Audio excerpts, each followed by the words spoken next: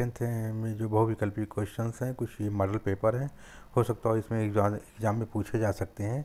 जो 16 फरवरी 2023 को जो परीक्षाएं होने वाली हैं, तो इसमें से हो सकता है कुछ क्वेश्चन पूछ ले। ये मॉडल पेपर है, 20 क्वेश्चंस हैं। आइए देख लेते हैं। तो इसमें पहला क्वेश्चन देख लीजिए। तो पहला क्वेश्चन देख लीजिए। इसमें जर्मन संस्कृत बोस्टजिस्ट का आशय है। तो इसमें राष्ट्र दिया है, संविधान दिया है, आम जनता दी है, संसद दी है। तो इसमें आम जनता होगा। इसमें ग विकल्प सही है। तो ये क्वेश्चन पूछा जा सकता है कि बोस्टजिस्ट क्या है। तो इसमें जो है ग विकल्प सही है। तो अगला देख लेते हैं। हिंद स्वराज पुस्तक के लेखक कौन है? हिंद स्वराज पुस्तक के लेखक जो हैं गांधी जी हैं, महात्मा गांधी जी हैं। तो ये क्वेश्चन आया भी है एग्ज़ाम में, तो आगे भी संभावना है आने की। तो अगला क्वेश्चन देख लेते हैं। संयुक्त राष्ट्र संघ का मुख्यालय कहाँ है? संयुक्त राष्ट्र संघ का मुख्यालय न्यूयॉर्क में है। संयुक्त राष्ट्र संघ का मुख्यालय न्यूयॉर्क में है। तो अगला क्वेश्चन देख लेते हैं। प्रथम विश्व युद्ध का प्रारंभ कब हुआ था?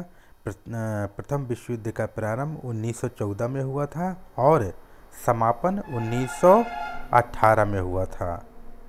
समापन कब हुआ था? 1918 में हुआ था। ये क्वेश्चन पूछा जा सकता है एग्ज़ाम में। और अगला देख लेते हैं।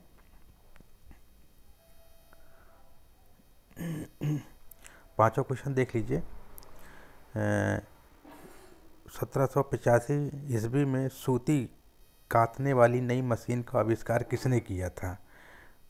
तो ये हारग्रीव्स ने किया था। का विकल्प सही है। तो अगला क्वेश्चन देख लेते हैं। संसदीय प्रजातंत्र की स्थापना किस देश में सर्वप्रथम हुई थी? तो ये इंग्लैंड में हुई थी। संसदीय प्रजातंत्र की स्थापना जो है ये एग्ज़ाम में पूछा भी गया है और आगे भी पूछा जा सकता है। संसदीय प्रजातंत्र की स्थापना सर्वप्रथम जो है इंग्लैंड में हुई थी और यहीं से संसदीय प्रजातंत्र जो है इंग्लैंड से ही लिया गया है। तो आगे देख लेते हैं 7वां क्वेश्चन। तो भारतीय संघ में अवशिष्ट शक्तियाँ किसको प्राप्त हैं? भारतीय संघ में अवशिष्ट शक्तियाँ जो हैं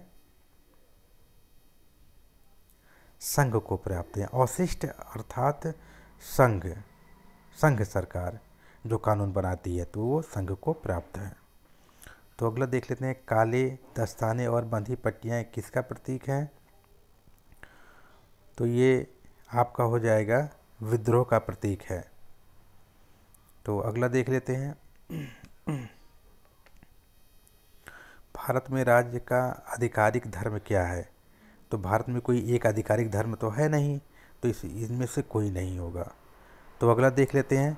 राजा वीरेंद्र शाही परिवार के एक रहस्यमय नरसंहार में कब मारे गए थे? तो इसमें जो है 2001 विकल्प ख विकल्प सही है, मारे गए थे। ये क्वेश्चन आ सकता है एग्ज़ाम में। तो अगला क्वेश्चन देख लेते हैं 11वां। निम्न में से कौन सा एक व्यक्तिगत संसाधन नहीं है?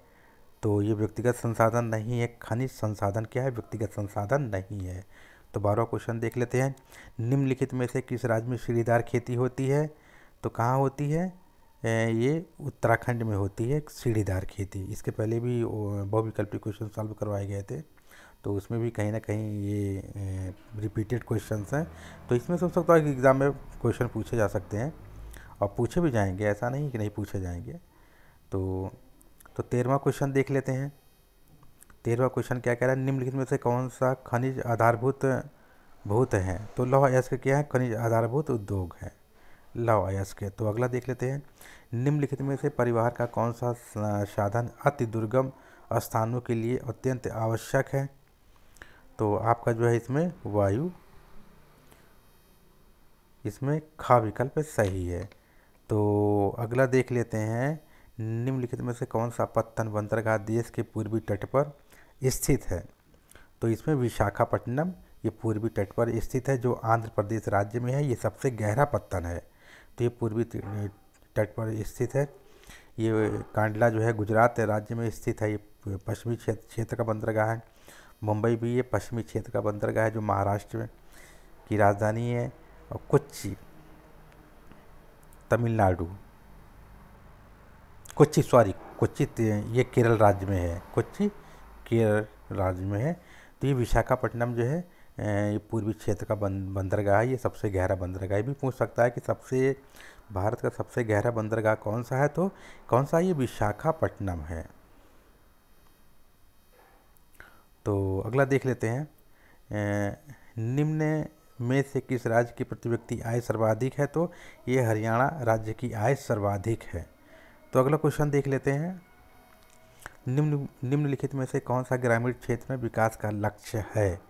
ग्रामीण क्षेत्र में विकास का लक्ष्य है, तो इसमें से नियमित कार्य ये भी सही है, उपज की उचित कीमत यह भी सही है, बेहतर मजदूरी ये भी सही, यानी इनमें ये सही है विकल्प है, अर्थात इसमें जो है घ विकल्प सही है।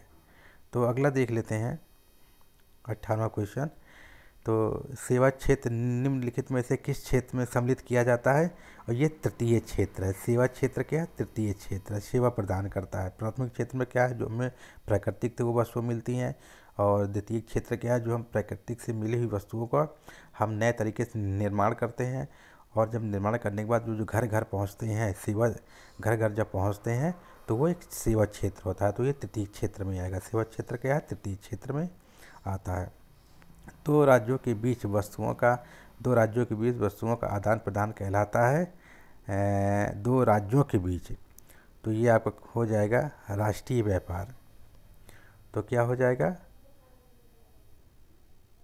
सॉरी ये हो जाएगा आंतरिक व्यापार। दो राज्यों के बीच हो रहा है ना, तो ये आंतरिक व्यापार हो जाएगा, राष्ट्रीय व्यापार नहीं होगा। तो अगला देख लेते हैं, एक मार्ग किन वस्तुओं के लिए प्रमाणित चिन्ह है? एक मार्ग, एक माने होता है अंडा खाने के लिए होता है, तो ये खाद्य पदार्थों के लिए होता है ये। तो इसमें से यह क्वेश्चन भी पूछा गया है, 19वां क्वेश्चन और 20वां क्वेश्चन भी एग्ज़ाम में पूछे गए हैं। तो ये दोबारा फिर पूछा जा सकता है। तो हम एग माने अंडे से हम ये पता करेंगे कि ये खाद्य वस्तुओं पर लगाई जाती हैं। ये कुल 20 क्वेश्चंस हैं, पूरी बुक से हैं। और ये एग्ज़ाम में इसमें से कहीं ना कहीं कुछ क्वेश्चंस पूछे जा सकते हैं एग्ज़ाम में। इसलिए आप इस वीडियो को देख करके और इसको जो है रिपीट कर लीजिए।